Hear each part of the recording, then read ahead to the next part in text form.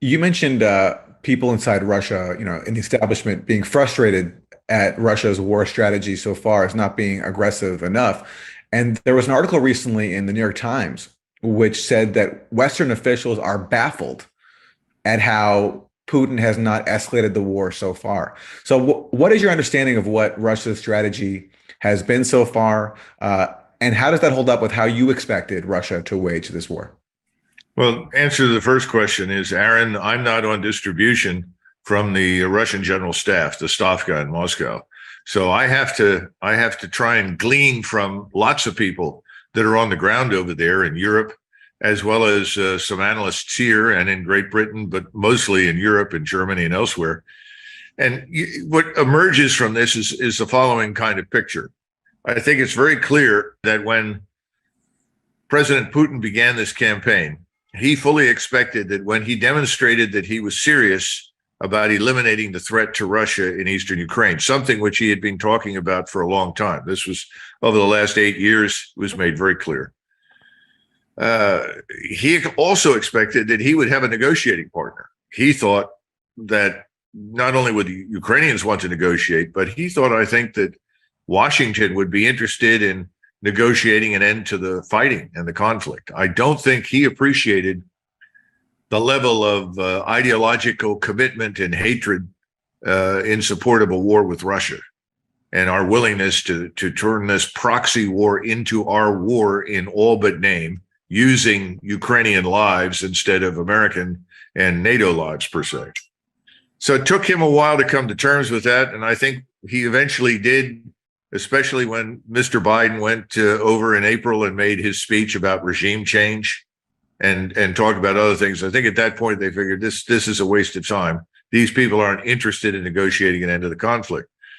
At that point, they took stock and they said, okay, we're going to strike back, but we're not going to strike back in piecemeal fashion. We're not going to launch a series of offensives to drive back the Ukrainians. What we're going to do is take what we had originally thought was Russian anyway, which of course is, the people that live there are Russians in those areas. Then we are going to build up for a major offensive. If they will not cooperate, if they will not recognize the legitimacy of our position, then we will launch it and we will terminate this conflict on our terms. Well, you got to keep in mind that this is a theater that's almost 800 miles deep and certainly 500-600 miles wide. It's a vast area that requires a lot of time to position forces, move forces. This applies to Ukrainians. It applies to the Russians. And now I think what we are on the verge of seeing is this major offensive. He may actually approach the Ukrainians one more time. And then if he has no success and no one will talk, I think he's going to unloose hell, frankly. And we're going to see a very different Russian military establishment doing things that, frankly, people like me and others thought they would do much earlier. But again, the man did not want to kill civilians, contrary to what is said in the West. He didn't want to damage lots of infrastructure. His view was, we want to live with Ukrainians when this is over. So we want minimal damage. We want early talks and negotiations. It all failed. No longer matters. If there's no final willingness to talk, then I think we will see what I and others thought would happen early on, a massive, uninterrupted, devastating assault throughout the country. And also, what do you think about the possibility of nuclear war? Non-existent unless we employ a nuclear weapon. There is no evidence of the Russians preparing to use nuclear weapons whatsoever. No nuclear warheads in sight, nothing being moved forward, out of the question. Putin has repeatedly said, even though the West does not bother listening to the man, and that's one of our problems, that nuclear weapons are exclusively for retaliatory purposes. In other words, if we are struck with a nuclear weapon, we will retaliate. So the notion that he has any plans for that is ridiculous. Secondly, if he's ever used more than 20% of his ground force, and we haven't even looked at the Air Force and the rocket forces and everything else he has at his disposal, what makes anyone think that he would feel the need to use a nuclear weapon? I don't think he does. Today, the conventional armaments at his disposal, these warheads on these missiles and rockets, are so devastating and so precise. There's no longer a requirement for a nuclear warhead. Remember that originally nuclear warheads were developed by the Russians and ultimately by us because we wanted to be sure to destroy the enemy, and we did not have precision. So you needed a large blast area to be sure that you would actually hit something that mattered. That's been passé for years, and the Russians have said so in their doctrine. So the age of precision-guided munitions and space-based intelligence and instantaneous communications is with us. So that sort of thing is not needed.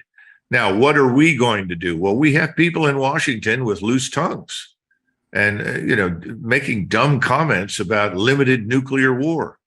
I'm shocked when I hear it. I can't believe it. It's insane. And one of the things that I opposed, but I couldn't do anything about it, was that during the last year of the Trump administration, he signed a defense bill that authorized people to build so-called tactical nuclear weapons. And I know that President Trump was not comfortable with it, but he wasn't prepared to veto the whole bill. That's usually how these kinds of things are packaged. Make it impossible to veto the bill, because if you do, you're going to hurt all sorts of other programs and nobody wants to hurt them. I think it was a mistake. I think he should have. And one thing the Democrats have gotten right, I'm talking about the Democrats on the Hill and the House and the Senate, who've been sadly very silent on this matter, is there's no such thing as a limited nuclear war. I mean, the whole thing is just crazy.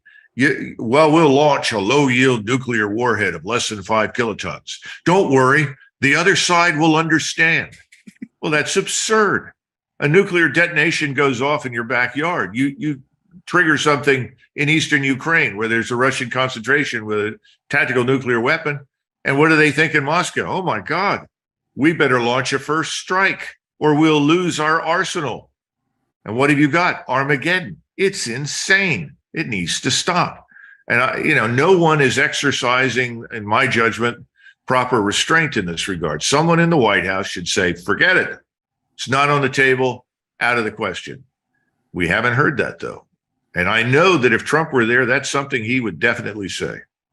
Why do you think we haven't heard that? Why do you think they're not doing that? There are people who think that they can bully Russia. I mean, this whole thing began because people were confident for the last 20 years that Russia was weak and Russia could be bullied into whatever we wanted them to do. And once we had established all these globalist ideologues who are in league with the neocons, who have been trying to use American military power for 30 years to effectively dominate the world, and you have the globalists who also want to make our financial system a permanent feature of life for everyone on the planet by bullying them with the financial system. You put those things together, and I think their attitude is, well, he needs to understand that we're ready to use it. But anybody who knows anything about the Russians knows that that's a very bad idea. The Russians aren't going to be bullied. It'll have the exact opposite effect.